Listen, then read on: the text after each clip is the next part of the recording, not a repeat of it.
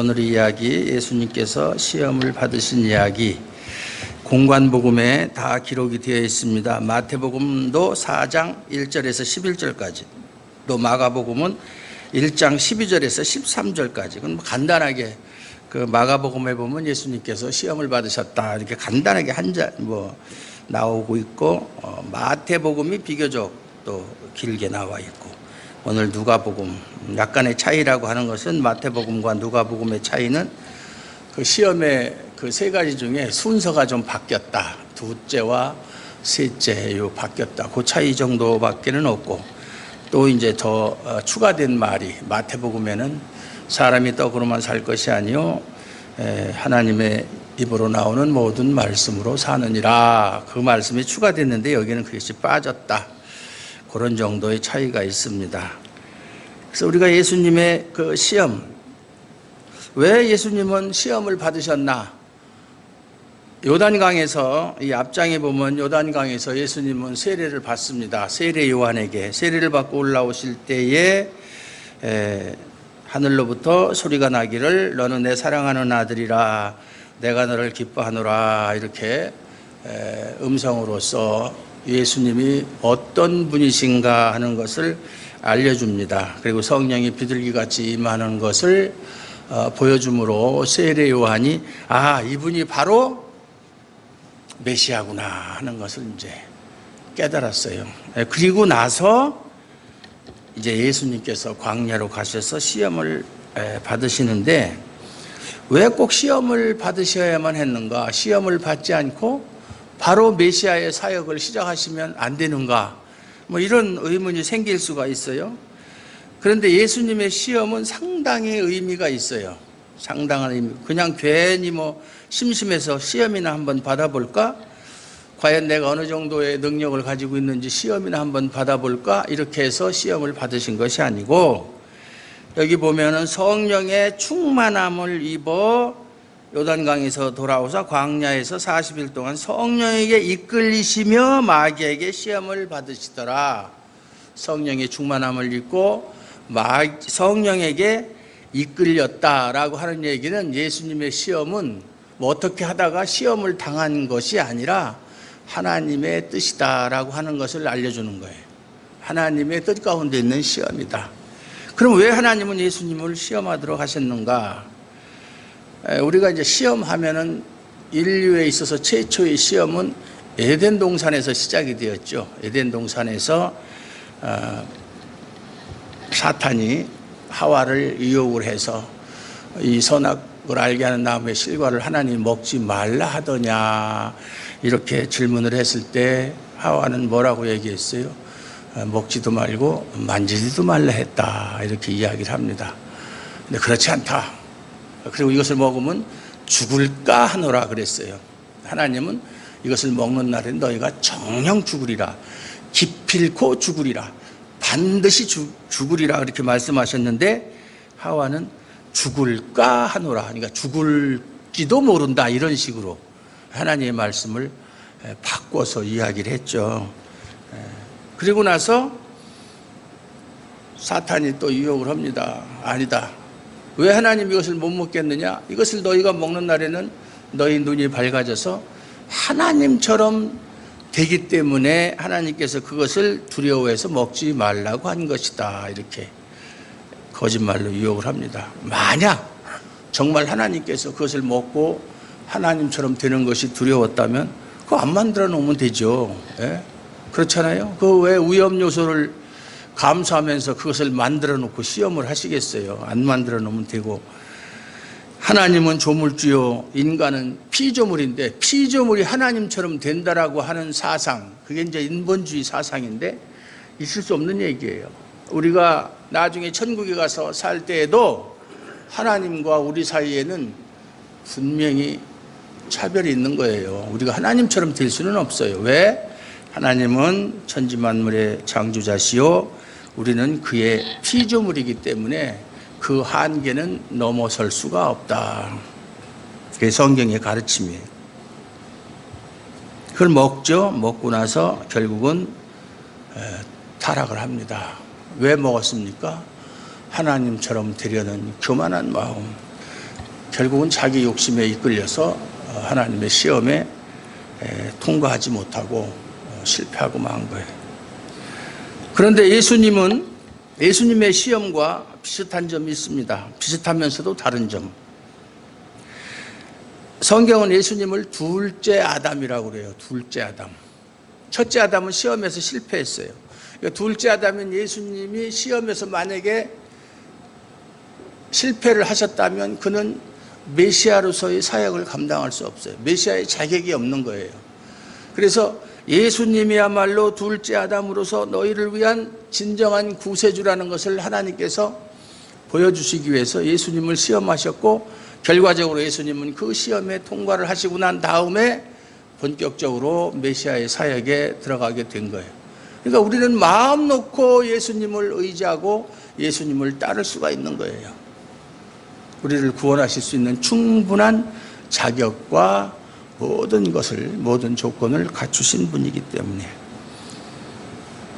아담과 하와는 하나님 만드신 에덴 동산에 부족한 것이 전혀 없어요. 춥지도 않고, 옷을 안 입고 살아도 춥지도 않고 덥지도 않고, 서로 부끄러울 것도 없었고, 먹을 것이 그냥 너무나 풍족해서 언제 어느 때나 먹고 싶은 걸 마음껏 먹을 수 있는 환경 속에서도 그들은 범죄를 했어요.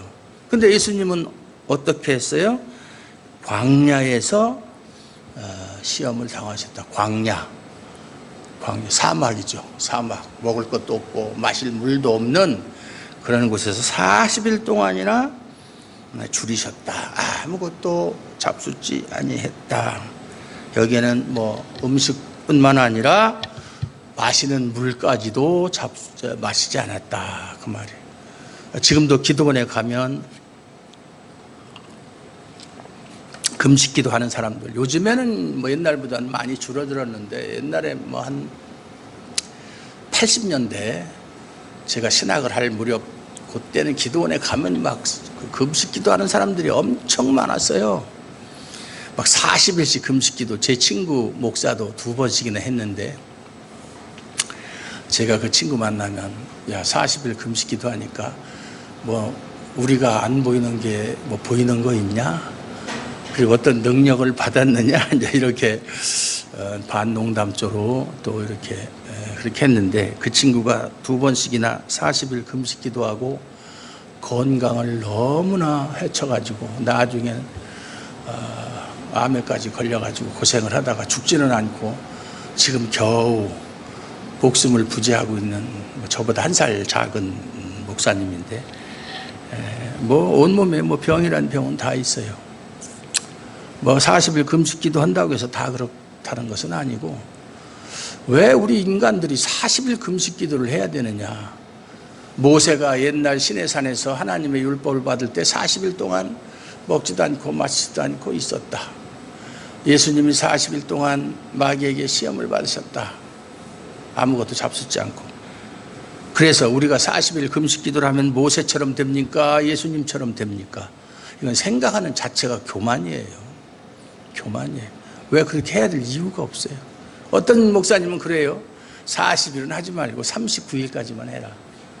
그렇게 말씀하시는 분도 있어요. 근데 그거나 똑같은 얘기죠. 또 심지어는 그거 하다가 돌아가신 분도 많아요. 저 분당 우리 교회 이찬수 목사님 아버님도 목사님인데 40일 금식기도 하다 돌아가셨대요. 이찬수 목사님이 그러더라고요. 그렇게 하다가 돌아가시면 하나님이 너는 굶어 죽은 거냐 순교한 거냐 이렇게 질문을 하실 거라는 그런 이야기도 있지만, 어쨌든 예수님은 그런 광야에서 40일 동안 아무것도 잡숫지 않고 시험을 받으셨다. 그런데 결과적으로는 시험에 통과했죠. 아담과 하와가 당한 시험과는 비교할 수 없는 그런 악조건 속에서도 예수님은 그 시험에 통과하심으로 예수님이야말로 정말로 둘째 아담이라 하는 것을 우리에게 보여주는 사건이에요. 그런데 우리가 흔히 생각할 때 예수님께서 받으신 시험의 내용과 지금 우리하고는 아무 상관이 없는 것처럼 생각하기가 쉬워요. 그건 예수님이 받으신 것이고, 우리는 지금 마귀에게 그런 시험을 노골적으로 받지 않지 않느냐, 이렇게 생각하는데 이 마귀라고 하는 존재는 사탄이죠. 구약에서는 사탄이고 신약에서는 마귀인데 에덴 동산에서부터 시작된 인간에게 대한 그 시험, 유혹은 예수님 오실 때까지 계속되는 것이고 예수님도 시험한 그 마귀는 지금도 계속해서 우리 성도들을 시험하는 거예요. 베드로 사도가 말한 것처럼 그 사자가 먹을 것을 찾기 위해서 헤매는 것처럼 마귀는 지금도 어떤 사람을 유혹해서 넘어뜨리나 하나님으로부터 떨어지게 하나라고 찾아다닌다 그랬어요. 우는 사자같이 아주 그냥 먹잇감만 발견하면 바로 그냥 달려들 수 있는 그런 기세로 지금도 우리를 시험하려고 기회를 엿보고 있다. 우리가 명심해야 돼요. 시험하는 그 방법, 그 다음에 유혹하는 그 시험 내용 똑같아요. 조금도 달라진 게 없어요. 물론 뭐 지금 마귀가 우리한테 시험을 할 때 내가 만일 하나님의 아들이거든 이런 말은 안 하죠. 우리는 하나님의 그 직접적인 아들이 아니니까 이 돌이 떡이 되게 하라 이런 말은 하질 않지만 여기서 돌이 떡이 되게 하라 하는 말은 경제적인 문제예요. 먹고 사는 문제. 먹고 사는 문제. 내가 하나님의 아들이든 내가 예수를 믿는 사람이라면 내가 하나님의 자녀라면 가난하게 살아서는 안 된다. 먹고 사는 문제 하나님께서 다 해결해 주신다. 그게 유혹이에요. 소위 말해서 기복주의, 번영신학. 얼마나 많은 교회들에서 그렇게 가르칩니까? 제가 처음에 예수를 믿을 때 그런 얘기 하더라고요. 예수 믿고 나서 3년 안에 부자가 못 되면 예수 헛믿은 것이다. 이런 얘기 엄청 많이 들었어요. 말도 안 되는 얘기죠. 부자가 되는 것이 그 예수 믿는 것하고는 전혀 상관이 없어요. 경제적인 문제. 왜 하나님을 믿는 사람이 그렇게 가난하게 살아야 되는가? 하나님을 믿지 않는 사람도 세상에서 떵떵거리고 잘 먹고 잘 사는데 왜 너는 하나님을 믿는다고 하면서 사업도 잘 안 되고 또 이렇게 건강도 안 좋고 하는 일도 잘 안 되고 말이죠. 사람들에게 무시당하고 그렇게 살아야 되는가? 그건 내가 하나님을 잘못 믿고 있다는 증거다. 이런 식으로 유혹을 한다 그 말이에요. 그래서 예수 믿고 하는 일이 잘 되고 가정이 화목하고 그렇게 건강하고 그러면 그것이 하나님의 축복이다라고 그렇게 가르치고 그걸 부추기는 거, 이게 마귀가 하는 소리다 그 말이에요. 마귀가 그렇게 얘기했잖아요. 우리는 마귀의 소리를 하나님의 소리로 잘못 알고 그것이 마치 복인 것처럼 착각하고 살아왔다 그 말이에요. 여러분도 그렇게 생각하시는 분이 있을 거예요. 두 번째 시험이 뭡니까? 마태복음에는 이제 두 번째가 이제 높은 예루살렘 성전 꼭대기에 가서 뛰어내리라. 그런데 여기는 이제 그게 순서가 바뀌어서 마귀가 그렇게 떡을 만들려고 했을 때 하나님은 그것을 어떻게 물리쳤습니까? 예수님은 기록된 바 사람이 떡으로만 살 것이 아니라 신명기 8장 3절에 있는 말씀이에요. 떡으로만 사는 것이 아니고 마태복음의 표현대로 하나님의 입에서 나오는 모든 말씀으로 사느니라 이렇게 말씀을 가지고 시험을 물리쳤어요. 이 말의 뜻은 무엇이냐? 옛날 이스라엘 백성이 애굽에서 나와가지고 40년 동안 광야 생활을 할 때에 먹을 것이 없었죠. 광야에. 그때 하나님께서 하늘에서 만나를 내려주셨어요. 만나. 신령한 음식인 만나. 그것을 먹여줌으로 사람들이 죽지 않고 광야를 통과할 수 있게 가나안 땅에 들어갈 수 있도록 그렇게 하셨어요. 하나님께서 만나를 주신 것은 단순히 먹고 사는 문제만 해결하기 위해서 주신 것이 아니라 너희가 살아가는 것, 너희가 생명을 유지하는 것은 먹는 문제를 떠나서 하나님의 능력이 아니면 너희가 살 수 없다는 것을 보여주기 위해서 만나를 내려주신 거예요. 이스라엘 백성은 그걸 깨달았어요. 나중에. 그런 것처럼 사람이 떡으로만 그랬어요. 떡이 필요 없다는 얘기 아니라 우리가 살려면 먹어야 되고 입어야 되고 뭐 여러 가지 돈이 있어야 뭐 이렇게 경제적인 활동을 하죠. 그게 필요 없다는 얘기가 아니라 그것이 전부가 아니라는 얘기예요. 여기서 하는 말씀은. 그것도 필요하지만 그보다 더 중요한 것은 뭐냐? 하나님의 말씀이 더 소중하다. 그 말이에요. 근데 마태복음에는 그 말이 있는데 누가복음에는 없느냐? 그것은 마태복음의 독자는 유대인이에요. 근데 그 당시 유대인이 어떤 상황이 있었냐? 로마의 압제 밑에서 신음하던 사람들, 그 사람들에게 준 말씀이에요. 그러니까 그들에게는 무엇보다도 하나님의 힘이 필요했어요. 하나님의 위로가 필요했어요. 하나님의 말씀, 유대인들이니까 하나님을 옛날부터 아는 사람들이에요. 태생적으로 하나님의 도우심을 간절히 바라던 사람. 너희가 지금 시련을 받고 박해를 받고 경제적으로도 힘들고 그러지만은 결국 너희에게 필요한 것은 하나님께서 너희에게 주시는 말씀의 위로가 필요하다는 것을 강조하기 위해서 그 말씀을 넣었고, 누가복음의 독자는 누구죠? 누가복음은 독자는 데오빌로라고 하는 사람이에요. 관리, 부자, 지위도 높은 사람. 그 사람은 먹고 사는 문제는 걱정이 없는 사람이에요. 그리고 또 그 사람에게는 지금 누가가 사도행전과 누가복음을 똑같은 그 데오빌레라고 하는 사람에게 썼는데, 그 사람에게 이제 기독교가 무엇인가를 차근차근 설명하는 과정에 있는 중에 누가복음이 먼저 기록이 되었죠. 그래서 사람이 떡으로만 살 것이 아니다, 그렇게 간단하게 기록을 한 거예요. 다 이유가 있어요. 두 번째 시험이 이제 마귀가 또 예수를 이끌고 올라가서 순식간에 천하만국을 보이면서 이르되 이 모든 권위와 그 영광을 내가 네게 주리라. 이것은 내게 넘겨준 것이므로 내가 원하는 자에게 주노라. 이게 사실이에요, 거짓말이에요? 거짓말이에요. 이 세상 모든 천지 만물은 하나님이 주관하시는 거예요. 사탄조차도 하나님이 허락하지 않으면 결코 성도를 유혹할 수도 없고 어떻게 할 수 있는 능력이 전혀 없어요. 하나님이 허락해야 돼요. 욥기서에 보면 사탄이 욥을 시험하는 것도 하나님의 허락하심이 있을 때 가능했던 거예요. 이게 뭐예요? 천하만국의 영광. 세속적 욕망이죠. 우리가 살아가면서 세상에서 출세하고 부귀영화 누리는 거, 예수 잘 믿으면 세상에 출세하고 요셉처럼 총리가 되고 또 이렇게 부귀영화를 누릴 수 있다. 남들보다 더 그런 높은 자리에 올라갈 수 있고 남들에게 존경과 칭찬을 받는 그런 사람이 될 수 있다. 요게 마귀의 말이라는 얘기예요. 마귀의 말. 우리가 복이라고 생각하는 것이 생각해 보니까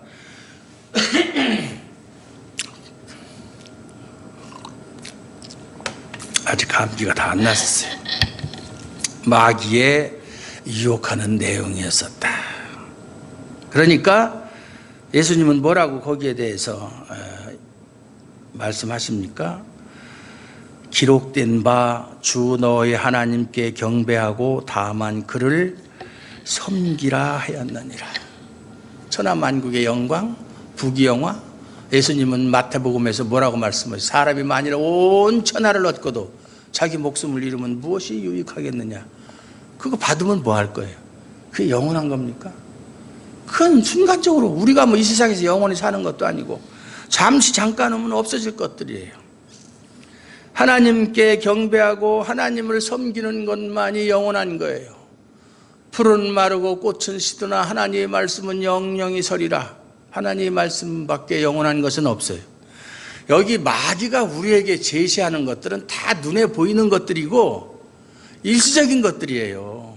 세 번째 시험도 마찬가지로 네가 만일 하나님의 아들이거든 여기서 뛰어내리라. 예루살렘 성전 꼭대기 높은 곳에 데리고 가서 그러면 천사들을 명해서 네가 발에 땅이 부딪히지 않도록 하라. 이게 뭐예요? 안전이에요. 보호예요. 예수 잘 믿으면 병도 안 걸리고 건강하게 사랑하는 자의 내 영혼이 잘된 같이 내가 범사에 잘되고 강건하기를 내가 간구하노라. 이 순복음 교회의 아주 표예요. 요한 3서 2절에 있는 말씀. 그 말을 그렇게 잘못 해석해서 예수를 믿으면 영혼도 잘되고 건강하고 하는 일마다 다 잘된다. 아니죠. 우리가 성경의 역사나 기독교의 역사를 보세요. 진실한 하나님의 종들이 떵떵거리고 부귀영화를 누리며 살았는가? 그렇게 말하면 바울 같은 사람, 고린도전서 4장에서 하나님께서 사도인 우리를 만물에 찍히같이 버렸노라. 어떻게 우리를 이렇게 취급하시는가? 사도인데 그게 사도예요. 그게 사도예요. 그러면서도 사도로서의 위치를 망각하지 않고 그런 가운데서 하나님의 능력을 나타내는 것이 사도예요. 그것이 성도예요. 아니 먹을 거 입을 거 풍족하게 주면은 하나님 안 믿을 사람 누가 있어요? 하나님 뭐 교회만 나가니까 뭐 애들이 갑자기 반에서 30등 하는 애들이 막 1등을 하고 막 이렇게 하고 공부 않고 뺀 놀아도 그냥 좋은 학교 원서만 넣으면 바로바로 합격하고 그런다면 세상 모든 사람들이 교회 안 올 사람은 없죠. 실제로 그렇지 않잖아요. 모든 것들이 순간적인 거 가지고 우리를 유혹하는 거예요. 그걸 받아봤자 그 오래가지 못하는 물거품 같은 것. 그러나 하나님께 속한 것은 하나님을 섬기는 것, 하나님의 말씀, 뭐 이런 것들, 이런 것은 전부 다 영원한 것이고 눈에 보이지 않는 것이고 하늘에 속한 거예요. 우리가 무엇이 진정으로 가치 있는 것인가? 무엇이 진정으로 우리에게 영생을 줄 수 있는 것인가 생각해 봐야 돼요. 순간적인 그런 행복을 위해서 내 일생을 소모할 것이냐, 아니면 잠깐 후면 없어질 것들을 다 물리치고 영원하신 하늘나라를 사모하면서 하나님 말씀 가운데서 살아가기를 원하는가 생각해 봐야 돼요. 많은 사람들이 당장 나는 나중에는 어떻게 되더라도 하나님의 그 복을 받아서, 하나님의 복도 아니지만 이 세상에서 잘 먹고 잘 살면 좋겠다, 이렇게 생각하는 사람들이 상당히 많아요. 제가 천안에서 교회할 때 그 성도들 중에 그런 사람이 있어요. 옛날에 내가 말이야 천안에 왔을 때 땅을 사놓은 여러 군데다 땅을 사놨는데 그때는 뭐 땅값이 비싸지도 않아서 뭐 신경도 안 썼는데 팔고 나니까 갑자기 그냥 1, 2년 새에 뭐 10배, 20배 막 땅값이 오르더라. 그때 땅을 팔지 말았어야 되는데 항상 그것을 한탄하면서 사는 거예요. 이미 다 없어진 땅인데. 그러면서 나는 나중에 천국을 가고 안 가는 건 중요하지 않고 당장 이 세상에서 좀 떵떵거리고 살았으면 좋겠다. 전혀 믿음이 없는 소리죠. 그렇게 사세요. 제가 그랬어요. 그렇게 살고 싶으면 그렇게 사세요. 그래서 제가 중국에 갔다 오니까 결국은 교회를 떠나서 절로 갔다 그러더라고요. 절로. 자기 갈 길로 갔더라고요.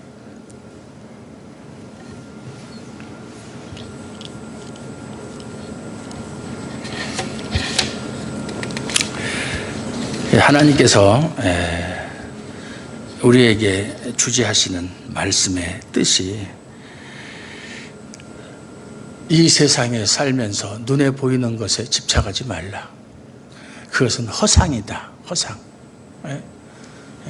이데아 세계에서 플라톤이 말하는 것처럼 이 세상에서 우리가 보고 만지고 느낄 수 있는 것들은 다 허상이고 실체는 하늘나라에 있다 하는 것처럼 정말 소중한 거, 정말 필요한 거, 정말 귀한 것은 눈에 보이지 않는다.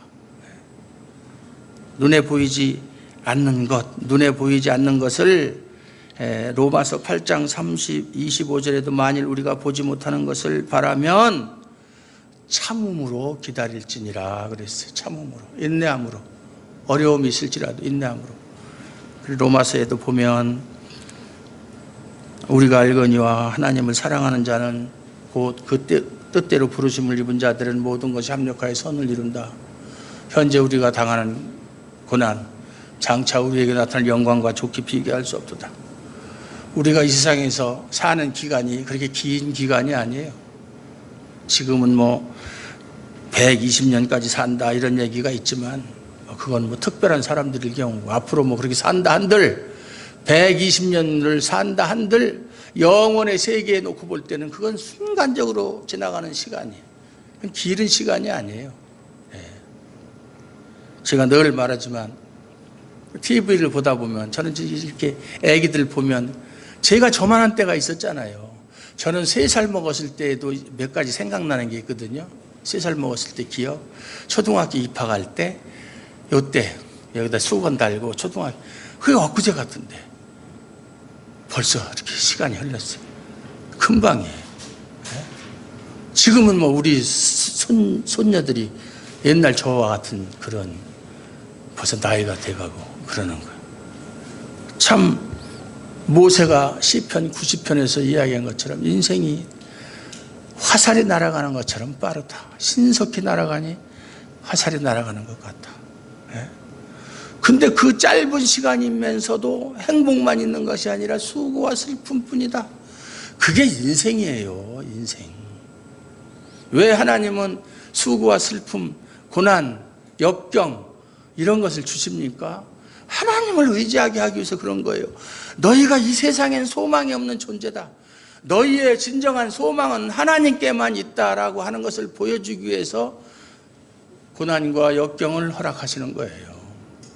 그래서 고난도 축복인 거예요. 축복인 거예요. 제가 늘 얘기하잖아요. 몸이 건강해요. 제가 지금 이 나이에 20대, 30대처럼 건강하고 뭐 이렇게 막 하면은 하나님만 의지하겠어요? 아니에요. 세상에 좋은 일이 많잖아요. 재미나는 일이. 순간적인 거지만 거기에 집착할 수가 있다. 이제 너는 나이가 먹을 만큼 먹었으니까 하나님께 나한테 올 날이 얼마 안 남았다. 그러니까 설설 준비해라. 딴 생각하지 말고. 이제 이렇게 얘기하면 뭐 금방 내일 모레 갈 사람처럼 그건 아니고 준비를 해야죠. 항상 마음을 깨끗하게. 신랑을 위해서 신부가 단장을 하고 정결함을 갖추듯이 그렇게 해야 되는, 그렇게 하라고 세상적인 욕망을 끊어버리라고, 끊기 위해서 내가 억지로 의지적으로 그래야지 버려야지 안 됩니다. 그게 절대로 안 돼요. 여러분이 세상에서 의지적으로 할 수 있는 일이 몇 가지나 있어요? 없어요. 하나님께서 할 수 있는 능력 안 주면 할 수 없어요. 저 담배 아주 오래오래 폈었어요. 담배 끊은 지 얼마 안 돼요. 목사 되고 나서 담배 계속 폈어요. 못 끊겠어요, 담배를. 근데 왜 그러느냐면 뭐 담배 피는 것 자체가 죄가 아니라는 생각이 있고, 제가 그렇다고 해서 뭐 성도들 앞에서 담배 피거나 그런 일은 없고, 핀 적 없어요. 뭐 이 교회 와서, 그 전에 끊었어요. 이 교회 와서 폈다고 생각하면 안 돼요. 그럼 냄새가 나요. 그러니까 담배 피고 나면 냄새가 나니까 뭐 목사님들이나 성도를 상대할 때는 가까이 안 하는 거예요. 냄새 날까 봐. 멀리 떨어져서 냄새가 미치지 않도록. 그러다가 뭐 별짓을 다 했죠. 뭐 이침도 맞고 금연침도 맞고 뭐 패치도 붙여봤고 별짓을 다 했는데 안 되더라고요. 그게 뭐 10년을 했어도 안 되는, 조금만 필 때 되면 금단 현상이 나가지고 견딜 수가 없는 거예요. 그런데 어느 날은 시내 나갔다 들어왔는데 담배가 한 가지밖에 없어요. 처음 하는 얘기인데 한 가지를 폈어요. 맛있게. 그리고 라이터를 버리고 빈 담배가구를 쓰레기통에다 버리고 집에 들어가기 전에 오늘 밤새도록 또 담배 필 거니까 가게 가서 담배 한 값을 사가지고 들어가야 되겠다. 그랬다가 에이 뭐 피고 싶으면 뭐 24시 편의점 바로 앞에 있는데 그때 나와서 사면 되지. 그러고서 그냥 들어갔는데 밤새도록 담배 피고 싶을 생각도 없고, 그 이튿날에 제일 피고 싶을 때가 밥 먹고 나서잖아요. 그 이튿날 아침밥을 먹었는데도 담배 생각이 안 나고 그냥 그렇게 해서 자연스럽게 끊었어요. 전혀 담배 생각이 안 나는 거예요. 그렇게 하려고 노력을 했는데도 안 되던 것이, 하나님의 건강도 그렇고 뭐 죄라서 그런 게 아니라 그것 때문에 뭐 제가 뭐 구원을 내서 취소되거나 그럴 일은 없어요. 없는데 덕이 안 되잖아요. 그러니까 이제는 건강도 그렇고 여러 가지 면에서 이제 좀 그만해라 그러고서 하나님이 스톱 하니까 그때부터 딱 생각 자체가 안 나는 거예요. 제가 옛날에 수사관 생활할 때 담배를 보통 요새도 뭐 특검이다 뭐다 해서 사람들 잡아다가 뭐 10시간, 20시간 조사, 옛날도 그랬어요. 그럼 주로 밤에 조사를 해요, 밤에. 담배를 하루에 7각씩 펴요, 7각씩. 막 담배 떨어지면 불안해서 못 견디는 거예요. 막 서랍을 열어보면 맨 담배밖에 없어요. 담배를 꽉꽉 채워놓는 거예요. 담배 떨어졌다? 그때부터 눈에 앞에 아무것도 안 보여요. 밥은 굶어도 담배는 펴야 돼. 계속 담배를 물고 사는 거예요, 그냥. 사람하고 신경전을 해야 되잖아요. 조사자하고, 피조사자하고, 잠도 안 자고. 그래서 제가 잠이 없는 거예요. 원래 잠도 없지만. 그 며칠 동안 잠을 안 자도 끄떡없어, 지금도. 뭐 하루 종일 날밤 새는 거? 그건 여러분들 1시간 안 자는 거나 저 10시간 안 자는 거나 똑같아요. 아무 지장 없어요. 정신도 말짱하고. 그런 사람이 얼마나 힘들었겠어요. 신학교 다니면서도 이러면 안 되는데 끊어야지 안 돼요. 심지어는 목사 안수받고서도 끊어야지 안 돼요. 그게 지금 끊었으니까 얘기하지 안 끊었으면 얘기도 안 하죠. 여러분 중에는 우리 성도들 중에는 담배 피우는 사람 없는 줄 알아요. 제가 다 알죠. 보면 딱 알아요. 담배. 왜? 골초했으니까 딱 보면 알아요. 얼굴 색깔부터 달라요. 담배 피우는 사람. 텁텁해가지고.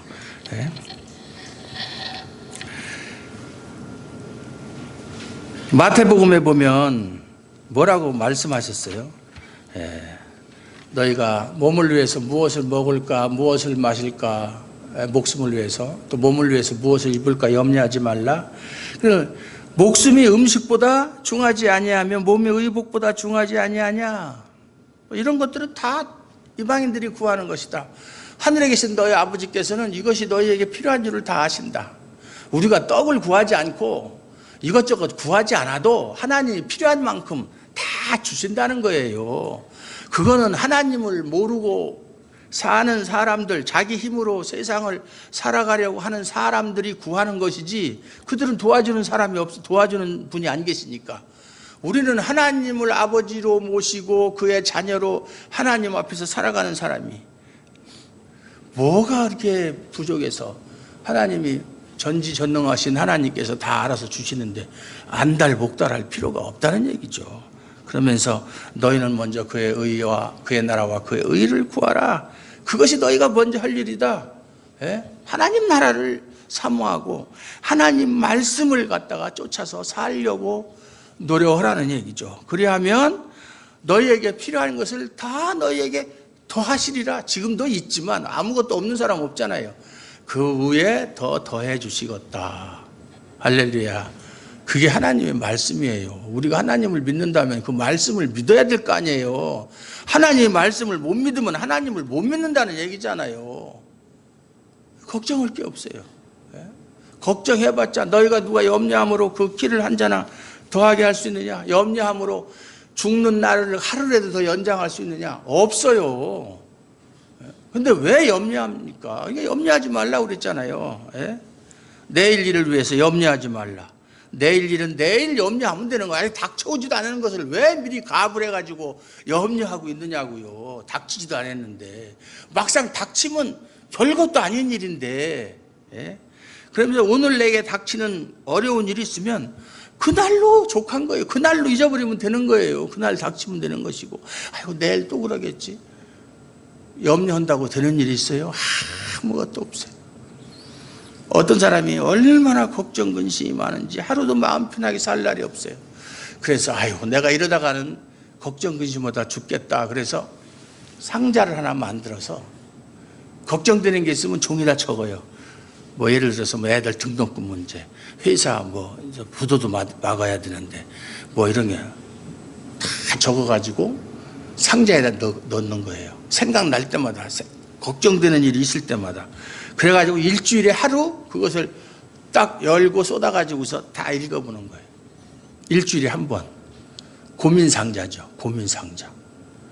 근데 읽어보면 일주일밖에 안 됐는데도 일주일 전에 염려했던 것이 그 안에 해결된 것이 더 많더라는 거예요.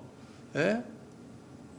아, 염려라는 것은 쓸데없는 것이구나. 그걸 깨달았다는 그런 예화가 있어요. 뭐 옛날 예화지만은 어쨌든 마찬가지로 우리가 염려함으로 되는 일이 없어요. 괜히 자기 영혼만 피곤하게 만드는 거예요. 예? 염려하는 사람은요, 밥맛도 없죠. 건강도 해치죠. 주변 사람들한테 짜증내죠. 좋은 거는 하나도 없어요. 예? 근심은 뼈를 썩게 한다고 그랬잖아요. 뼈를 썩게 한다. 성경에 보면. 근심 걱정은 뼈가 마른다 이 말이에요. 뭐 다이어트 하고 싶은 사람은 하시든지, 예? 소용없는 거다 이 말이에요. 아무런 해결이 안 된다.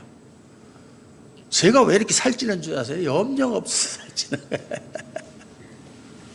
어떤 친구가 아까 40일 금식했던 친구가 또 이렇게 체격이 커요.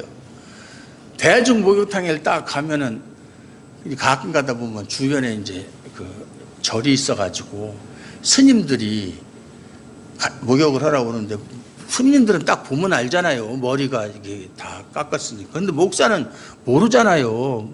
목사인지 뭔지 알게 뭐예요. 모르지.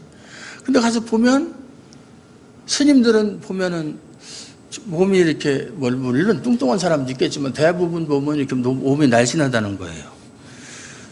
그런데 목사 자기가 이제 자기뿐만 아니라 목사님 중에서 이렇게 배가 나오고 체격이 큰 사람들이 많거든요. 안 그런 사람도 있지만 그래서 세상 사람이 볼 때 모르긴 하지만 자기 생각에 스님들은 고행을 하기 때문에 몸이 저렇게 살이 안 찌고 목사들은 맨 잘 먹고 그래서 이렇게 살이 찐다. 그래서 좀 세상 사람이 볼 때 좀 그게 웃음거리가 되지 않겠느냐. 그래서 제가 그랬죠. 야, 그 넌 반대로 생각하냐.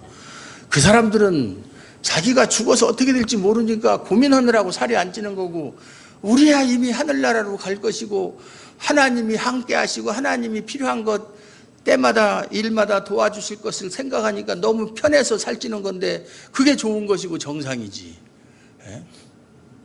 그랬더니 그렇게 생각하면 또 그렇네. 또 이제 이렇게 얘기를 하는데 사람이 말이죠. 마음이 편해야 하루를 살아도 사는 것 같아요. 예? 항상 그냥 뭐 이리 쫓기고 저는 뭐 사업도 조금 해보고 뭐 공직생활도 해보고 뭐 이것도 저것도 해봤지만 얼마나 스트레스 많이 받는지 몰라요. 스트레스.